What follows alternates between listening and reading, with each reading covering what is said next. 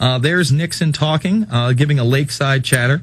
We know that Nixon had said some pretty ridiculous things, that the Grove was the effiest G-darn thing he'd ever been a part of. And they played that on Colbert. You know, I might play that clip. I think we're going to play the Colbert Belizean Grove clip. If you go to the INFOWarrior.com and scroll down, it should still be in some of the top stories, only because I have not been able to update that quite as much as I'd like to. However, I'm going to be updating it very, very shortly. Let's focus in on this guy right here. Who's this?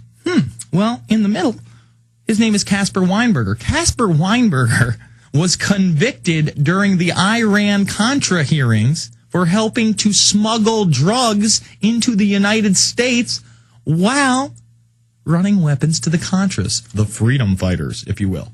Now, Caspar Weinberger was pardoned. Who was he pardoned by? Let's scroll right over to here. I'll show you who he was pardoned by. Scroll up.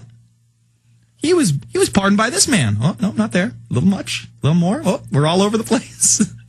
Well, for the radio listeners right there, who I'm pointing to is none other than George H.W. Bush, yet another member of the Bohemian Grove. Now, Bush pardoned Weinberger and 13 others. And another person who was involved in this Iran-Contra scandal was our current Secretary of Defense, Robert Gates. And let's not forget, Robert Gates was the head of the CIA at the time. I want you to check this out. Here they all are outside of the lake, and they're taking part in some kind of a weird watermelon game. All these guys are in their undies or worse, and they have watermelons right over their junk, if you will. I mean, I don't know how else to ease it out there, but there it is. They're out on these little bays. Really, it just boggles my mind that these people, they act like this is all fun and games, but then they have these weird rituals. There's an example of the owl right here, but here's an example of some of the rituals. Again, they get dressed up in these robes and they give these speeches. And why is it that it has an occult overtime? Why are they dressing up like royalty, as in this picture? Why is Paul Davies have a crown on his head? Seriously, and this is their little Christmas dinner. Why is this a part of the culture? How is it that these people can pretend to be Christian conservatives, yet they take on these occultic practices and ideal sets? It boggles my mind, and it was something that I really had to come to terms with because I didn't understand it. I thought it was all a gag.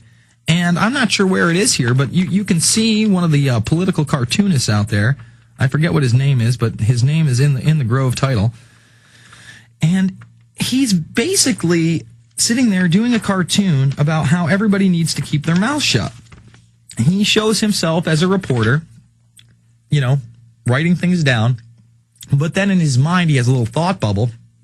He's holding a candle and he's in a robe, kind of showing the media control, how I'm a part of the media, I'm a reporter, but behind the scenes, I'm also a Grove member. And another thing, there are no women in this thing. And that's why Colbert reported on the quote-unquote Belizean Grove, okay? Now, because there are no women here, some of these guys have a penchant for cross-dressing. And that's also very bizarre to me. Again, these people are supposed to be the Christian conservatives. They seem like the last people that are going to get dressed up in drag. And even if they do get dressed up in drag, it would kind of be a LARP. It wouldn't be going all the way. But take a look at this play right here. Low jinks. They have high jinks and low jinks. Those are the different plays and whatnot that they put on. Look at this guy. They say it's Jerry Parsons, Toby Mumford, Bob Stevens, and Gardner Goats. And obviously, this is a full-on drag outfit. I mean, from the lipstick and the wig to the eye makeup, a huge boa, and a rhinestone dress. It really seems to me that is over the top. Maybe that's just over the top to me. I don't know. These guys, I just don't know how to describe it. Here's yet another example at these Christmas dinners where they can't help but get into these weird outfits where they have, big medallions on their chest and robes and sashes and headgear. What's going on? And what did they discuss this year? What was dispersed? Well, it was the same thing they discussed over at the Bilderberg Group, only they expanded it to thousands of people. It's the InfoWarrior with Jason Bermas, back after this with your calls. Let me tell you a little bit about one of our great sponsors, HomeGain.com. This is the place to get you started buying or selling a home, finding a realtor, and getting any real estate questions answered. Go to HomeGain.com and see what I'm talking about. All you need to do is type in your home address, and you will get an instant free estimate of your home's value online. This is a great way to be able to monitor the value of your home. And again, it's absolutely free. There are tons of tools to help you. For instance, if you want to remodel your home, go to HomeGain.com. Use their Home Sale Maximizer to help you determine which home improvements can most increase your home's value before you put it on the market. For 10 years, these folks have been helping home sellers and buyers. Visit their link at InfoWars.com. Look for Max, the orange Home Gain Gorilla, to help you with any real estate needs you might have. You'll love this site. It's HomeGain.com, HomeGain.com. Check them out today. All right, folks, we are back. Here's another prominent member of the Bohemian Club. He was the mayor of San Francisco, and I just passed it. It's very important I show him. Willie Brown, also a Bohemian Grover. There he is right there. And zoom in on that. And here, I'll just move it right there. There he is right there. And, of course, Willie Brown was the one that got that low-key warning on the morning of 9/11 not to fly. Hey, Willie, don't get on your flight today. It was reported in the mainstream media. He was confronted about 2 years ago, and he denied the entire thing. He said, I never said that. And he's like, well, that's the quote in the paper, sir. Are you now denying it? Oh, I never said that. And there he is, Willie Brown over at the Bohemian Club. Here they are dressed in drag. Let's just move that right over because that's a great drag shot right there. Again, it seems like they're going all out. I mean, they've got the fake breasts. They've got the wigs. They've got the lipstick. And Gardner Goetz is in the last one, so he might have a real penchant for cross-dressing. And then we've got Richard Barlish and Rob Bell right there. I mean, these pictures are really just stunning. And to me, it's mind-blowing.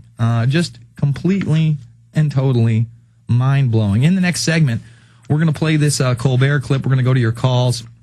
I'm going to take a couple calls right now. We've had Lorraine on the line for quite some time. Lorraine, what's on your mind?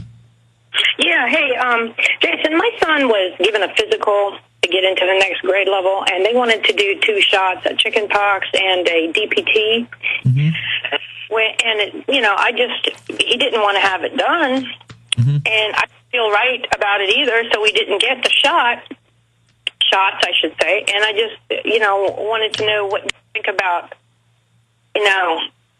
what would I have to worry about if I did get the shot? Well, again, I mean, first of all, did your son come down with chicken pox? No. Oh, well, what does he need? How old is your son? Well, he's 14. Yeah, listen, I went through chicken pox. I was probably between the ages of 8 and 10 one time. Didn't kill me. It wasn't a pleasant illness, but it didn't kill me. So why would you want to take a vaccine for that? I'm not quite sure what was the other shot? DTI, you said, or DPT? DPT, which is a combination of diphtheria, tetanus, and whooping cough. Yeah, how many people do you know who get that? I mean, how many cases of that do we have around? The only disease that I've seen people get, and that's dangerous in my opinion, that can be life-threatening, that you may take a shot for, and I wouldn't take a shot for it anyway because, again, it's so rare, is meningitis. So I think that you did the right thing, Lorraine. I think that, as long as you act like you have a moral or conscientious objection to these things, they cannot force it on your children. And I suspect that you're probably going to have to go through the same BS when you put your kid into college, because I wasn't aware. I just rolled my sleeve up and took the shots. I'm just worried, what's in the preservatives of these shots? What else is out there? Again, I tell people to study the known cases where they put poison into these things, and they openly state that they still use thimerosal. People got hip to the fact that mercury was in the shots. So then they said, oh, well, we took them out. Well, not exactly. You have to ask for a shot without thimerosal. Then they have to special order it. It's 3 times as expensive, and then you have to wait for it. And even then, I wouldn't take it. I think you did the right thing. None of the things right there. Your kid's not going to die from tetanus. Your kid's not going to die from whooping cough. And he's surely not going to die from diphtheria. I mean, the chances of that are just absolutely ludicrous. I thank you for the call. Let's go to John in Florida. John, you're on the line. Hey, can you hear me okay? Yes, sir. Yeah, I was listening to all that about the Bohemian Grove and stuff, and it just like really triggered my memory because, like, I was in Knoxville, Tennessee, and I met this guy, Victor Ash. He was a mayor, and I saw him walking around, and I knew instantly he was a mayor. But it's like he was like so weird that I didn't want to get close to him. Well, do you know who else? Victor Ash. Victor Ash is an ex-roommate of none other than George Herbert Walker Bush from college. I think the Yale days. You know that? I was going to use one of Alex's things. You got to Google this because you can't believe it. Absolutely. And one of the Congress ladies, you can Google this. And I know what you're going to say to me, sir. Let me just break it down for people. I thank you for the call, John. Unfortunately, a congresswoman said that she was at a party with Victor Ash and George H.W. Bush, and she witnessed George H.W. Bush, quote unquote, performing a sexual act on Victor Ash. And that's out there. That's open. I'm not in Congress. I wasn't at the party. I don't know what happened.